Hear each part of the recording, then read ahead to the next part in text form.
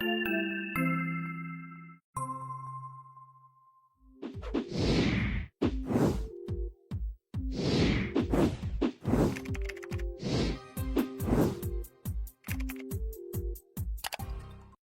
back.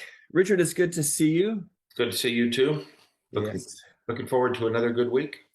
Yes, definitely looking forward to another good week, and in a week where we're going to continue our conversation from last week. For those of you who haven't listened to last week's podcast, we kind of started the introduction of the idea or the concept, I guess, of parental alienation syndrome, and we talked a lot about what it is, the difference between alienation and estrangement, and just sort of some of the factors that contribute to the emergence of this condition or this situation, I guess.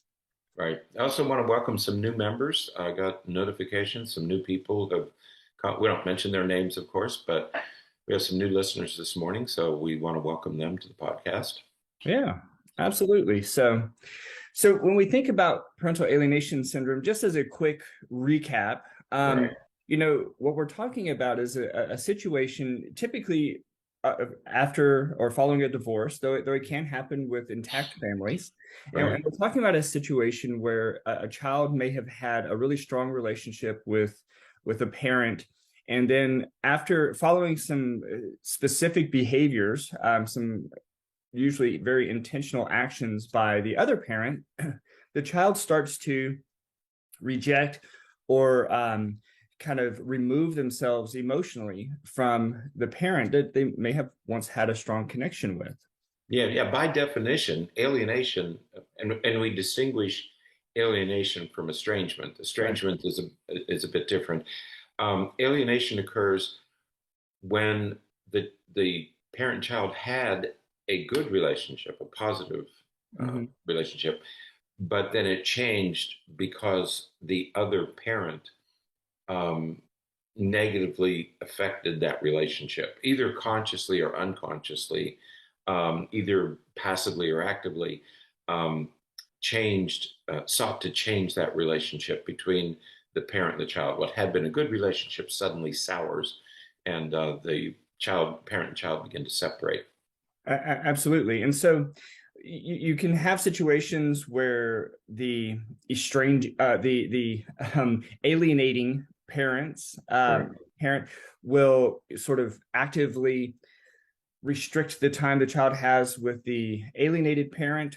They will say negative things about the other parent. They will try and work really hard sometimes to change memories, child's memories of the other parent. Positive, healthy experiences could be memories of those experiences could be changed to sort of frame it in a way that the experience was actually negative for the child, and all of which changes the child's perspective and perception and emotional connection with the estranged or the alienated parent. Right. Yeah. It's that change in perspective that it's very easy. The alienating parent doesn't even have to actively engage or be critical, openly critical of the other parent. It just has to be this gradual shift in perspective that can change that relationship. Yeah, and I think that the most critical point that we tried to make last week, and that of course continues over to this week, is that for it to truly be parental alienation, the way that we classically talk about it, because remember, this isn't a diagnosis, this isn't a mental illness, this isn't something that's in any of our diagnostic manuals, but one of the key feature that really has to be present is that the child rejects the alienated parent. The child no longer wants to spend time with them. The child no longer wants to engage with them. And so you can have lots of situations where one parent is, manipulating the child and trying to turn the child against, even to the point where when both parents are present, the child does actively reject the other parent.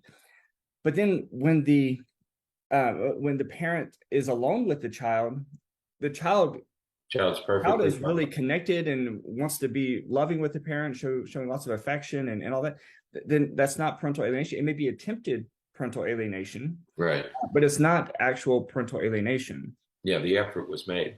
Yeah. Yeah, and the other thing that we sometimes see with alienation is that the alienating parent will withhold affection for the Right. child. They will withhold affection if the child shows any positive, makes positive comments, or shows any positive feelings for the other parent. I've seen that. I mean, I've dealt with families where one or the other parent, and you have to remember that when in a divorce, children start to become very insecure because they're not they they're not sure which parent to align with. They Right. should be able to align with both equally. Right.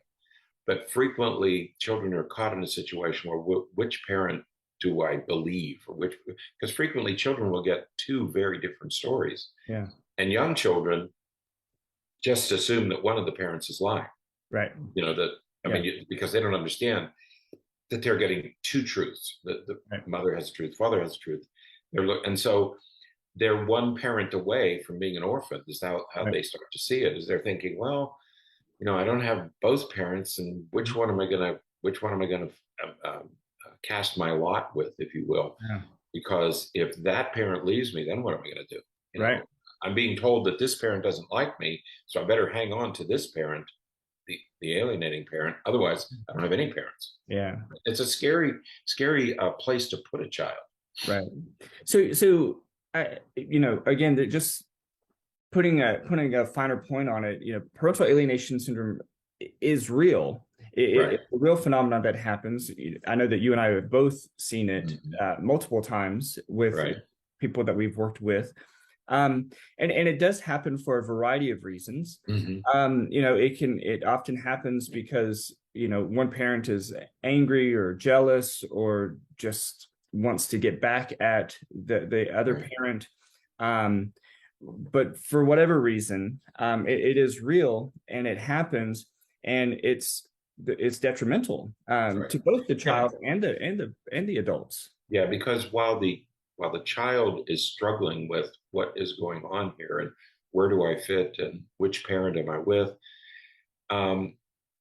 the parent, frequently a parent, will come to rely on the child for emotional support. And I had a case like that a year or so ago where in this case, the mother was absolutely distraught over, she claimed she never saw it coming. She had no idea. And she was emotionally fragile, and she leaned heavily on a teenage daughter. And it was almost a role reversal, Right. where the child assumed the role of the parent in this case because the mother just couldn't pull herself together emotionally. And so that's it. Why does it happen? That's another reason why it happens is, the parent will rely on the child, and they'll want to draw the child closer and closer, and they do that at the expense of the alienated parent. Right. Yeah. So when you think of, who could possibly do this, Right. What kind of person would actually engage in this kind of behavior? It's oftentimes a person with maybe some emotional dysregulation or emotional instability.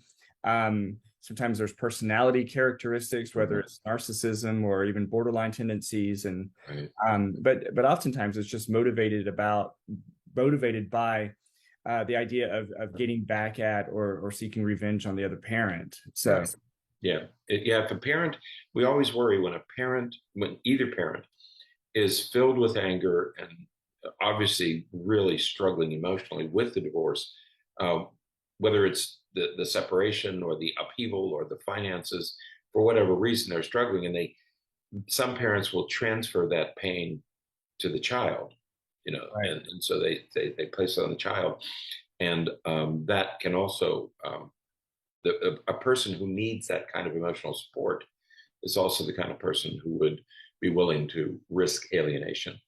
Right. So it is, we recognize that it's controversial. Again, it's not in a diagnostic book or anything like that. Most of the information we have about it comes from just reports and from, when we talked about this origin back in the 1980s, But it, those characteristics and explanation of it do continue to hold true as we move into the 21st century. So, right. So let's think a little bit about and talk a little bit about the actual effects on children. And I think that's the most important part of all of this. This three-part series is and that's the question that most people ask is what is the effect on children? How does this affect them?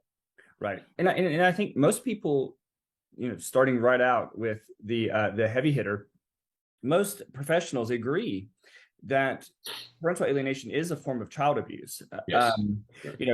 It's really difficult to see because obviously there are no bruises, there are no and emotional neglect or emotional abuse, psychological abuse is always much more difficult to diagnose or identify than physical abuse of any kind. But most experts agree that it is sometimes a form of child abuse. Yeah, and I think that, and we underscore that it's abuse because the effects are so significant, so monumental, so catastrophic. I mean, that's clear. The research is clear on that. And there isn't a great deal of research on that topic. Right. But the research that does exist says clearly that the effects on children are substantial, and they're so substantial that it could be considered a type of emotional or verbal abuse. They're substantial and enduring. They last forever. Yeah, they go on into adult.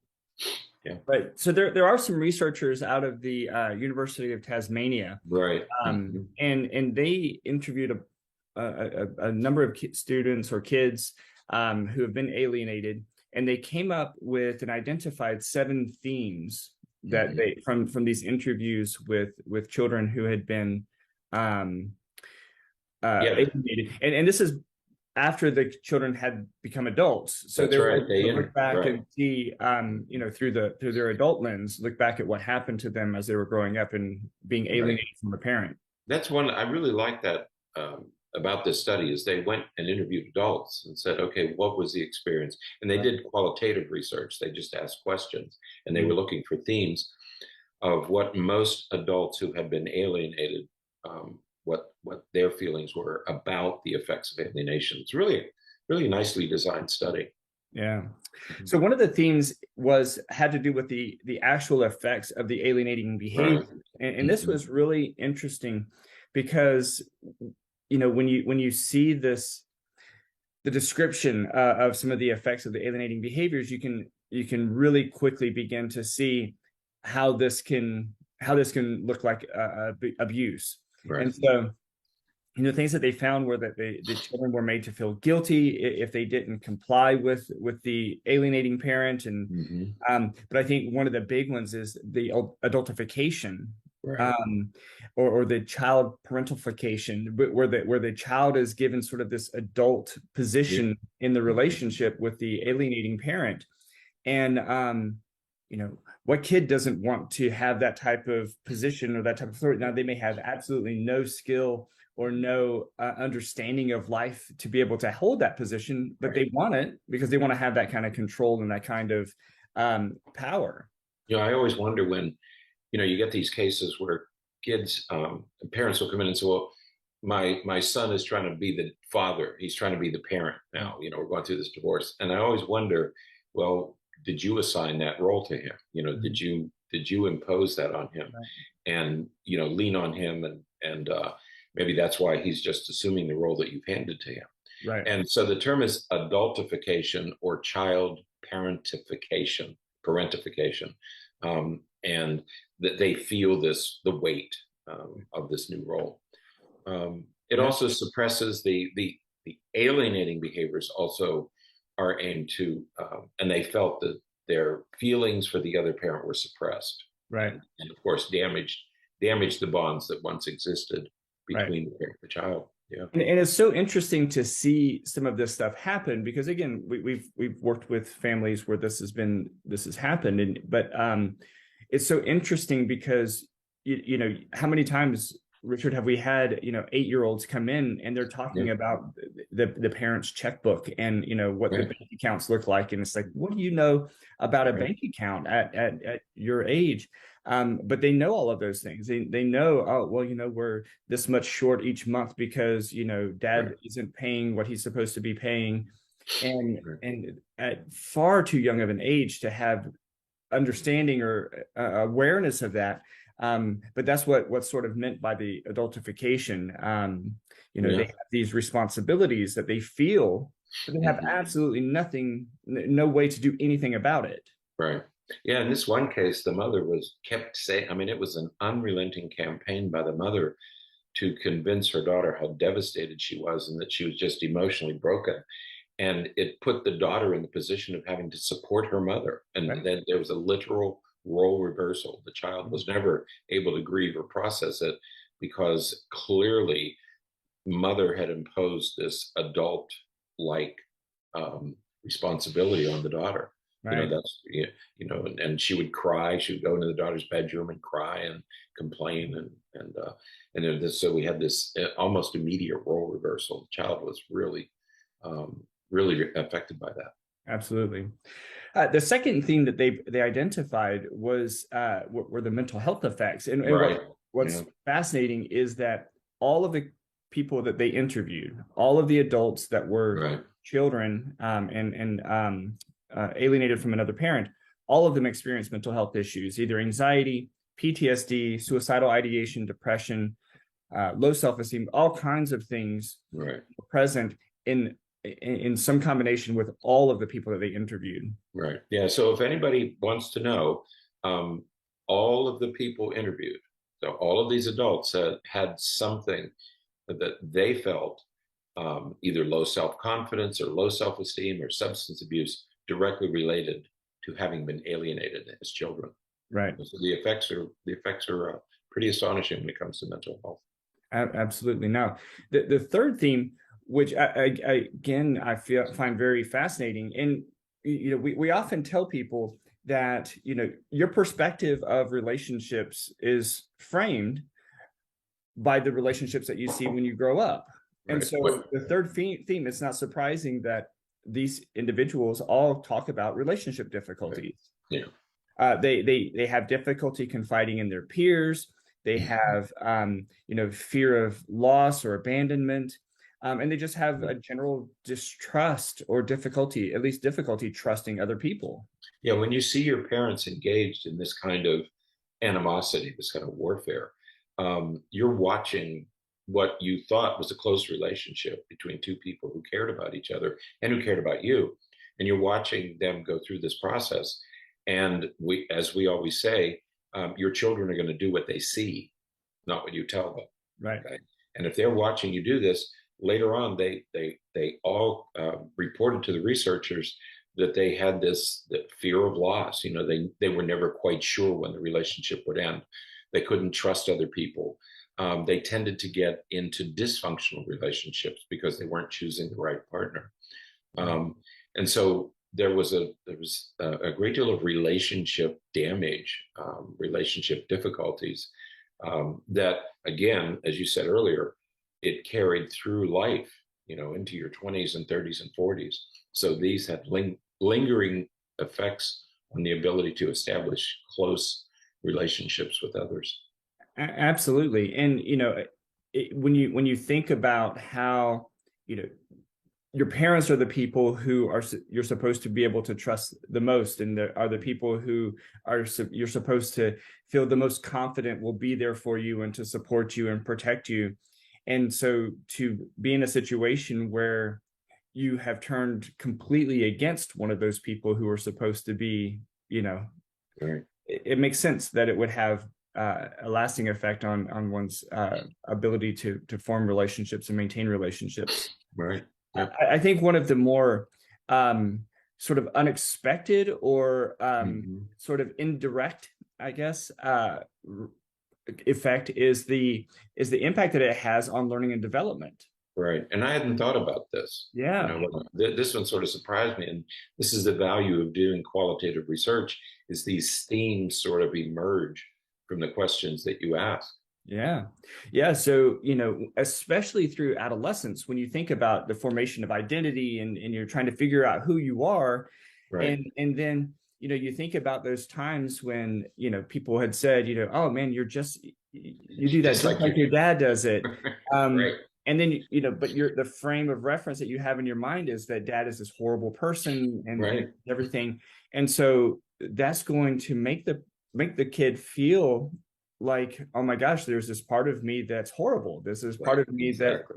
is like this person that I have all these negative feelings about. And so it would absolutely have an influence on the formation of the identity and the development of who the person is as they're going through all of those stages. Yeah. So in addition to the other mental health effects, now you add shame to that because you're Right. thinking, well, if my dad's a jerk and I'm like my dad, and so there's this Right. sort of seed of shame planted in the young child that again grows across the lifespan.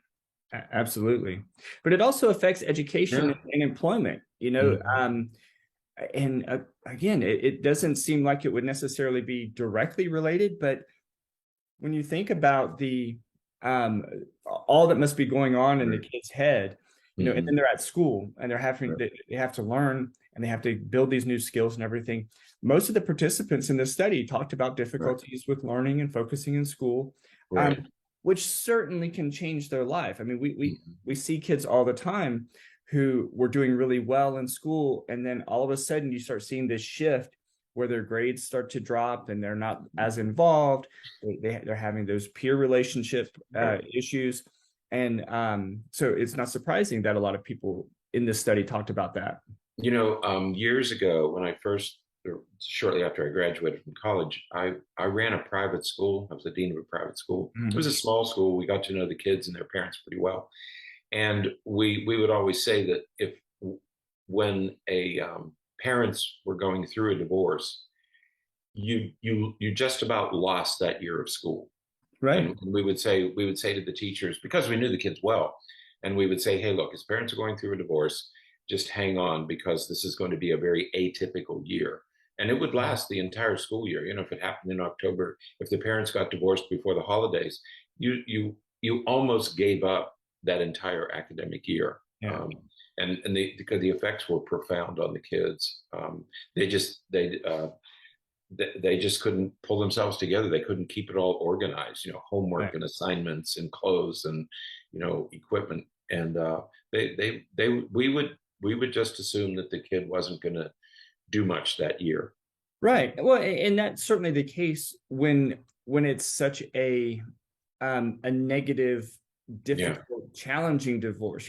We did a podcast probably last year on a healthy divorce, and there are healthy divorces where the effects really on the kids are far less Or minimal. than we Right. expect, and there's some good research coming out about that. But in this case, the when you think about, and as soon as I read this, this one particular kid that I worked with came to mind because she stopped going to school, Yeah. or Right. didn't go to school every day. And she Mhm. said it was because she needed to stay home to make sure that mom was going to be okay. Right. If the child becomes the caretaker, Yeah. the first thing you're going to get is more frequent school absence. You're going to have an attendance problem. Yeah, absolutely. So And especially if the parent wants the child to stay home right. and, and be there for him.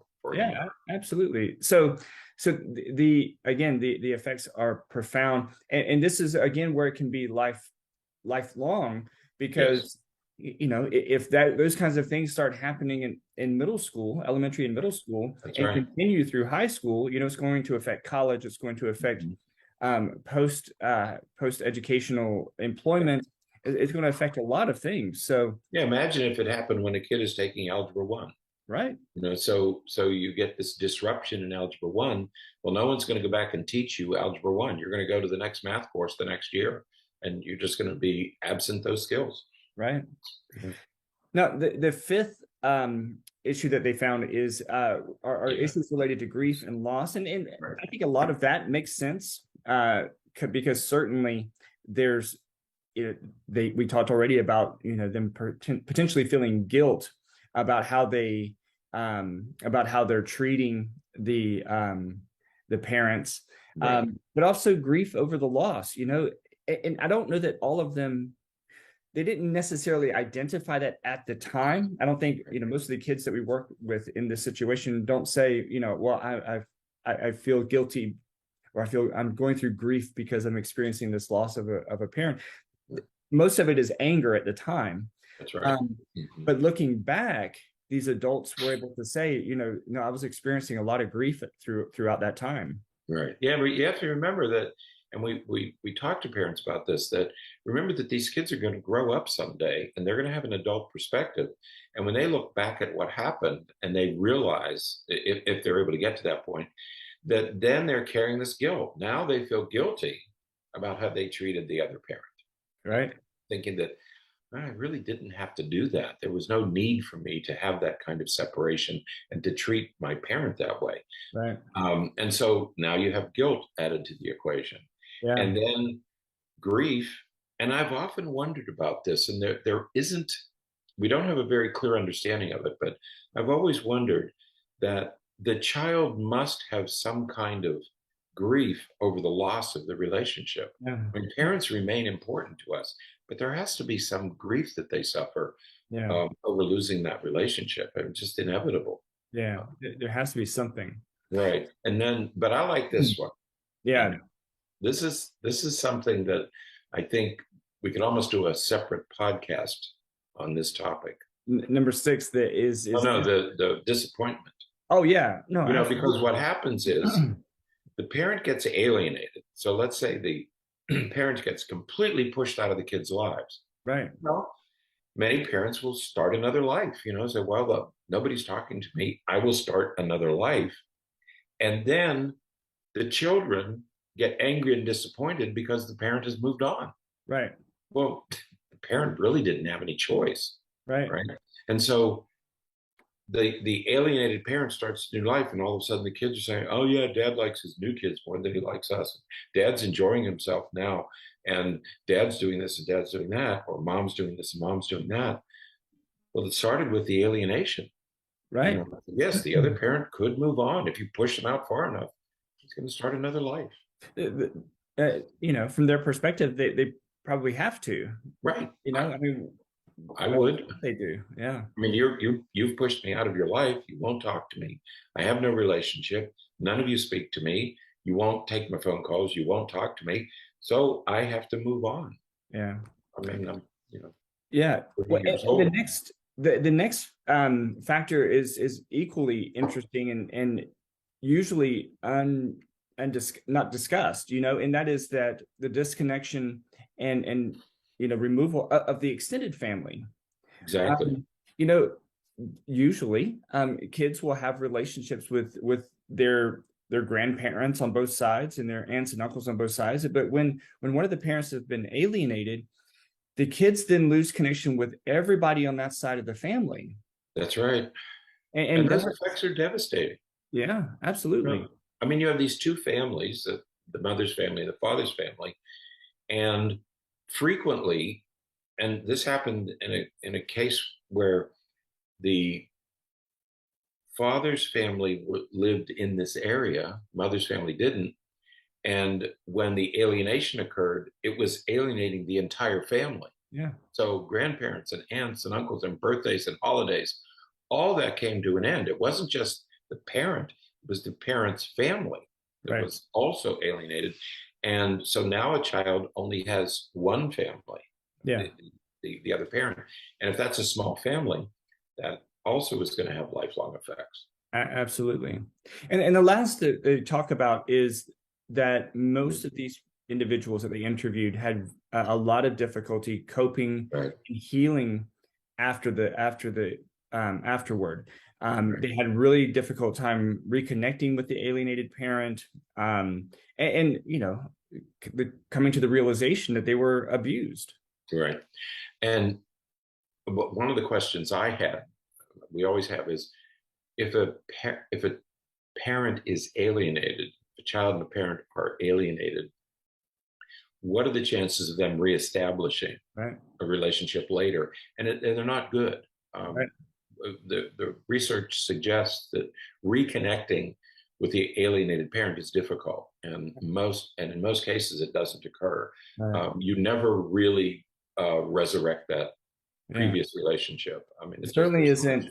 It certainly isn't as good as it was before. No, it's different. I mean, I think they appreciate the resolution, but it's very difficult to have a close relationship. And then you also realize that you were abused. You know, when you become an adult and you look back and say, man, I was abused by the parent that I was allied with, you know, that I trusted. And now that you have this ambivalence toward the parent who did this to you, because you know now that you were abused, that it was a form of abuse. Yeah. And again, that adult perspective changes perceptions. Yeah. So in the end, you know, what we have here is, you know, we have the situation where the parent who is actively alienating the child from the other parent is certainly putting their own needs, whether it's needs for support, needs for revenge, whatever the need is, they're putting their own needs above those of the children. Right. And again, you know, there are lifelong effects on the children as a result of this. Right. So next week we're going to talk about the effects on the targeted parent, but also we're going to talk a little bit about, you know, what in the world do we do about this? Because as we just said, it's really difficult, and it's not, you know, there's not always success in working through and reestablishing some of those relationships. Yeah, what we're learning is these are lifelong use. Parental alienation introduces lifelong difficulties that are very, very difficult to heal and to move on from the damage that's done. So it's a big problem, not only in terms of numbers. We talked about prevalence last week, but it's also a big problem for all the parties involved, the children and both parents, alienating and alienated. Absolutely. So, all right. Well, that's it for this week then. We'll be back next week to talk about those other factors as we wrap up this little mini series on parental alienation. So until next time, stay happy, stay healthy, and forget to be afraid.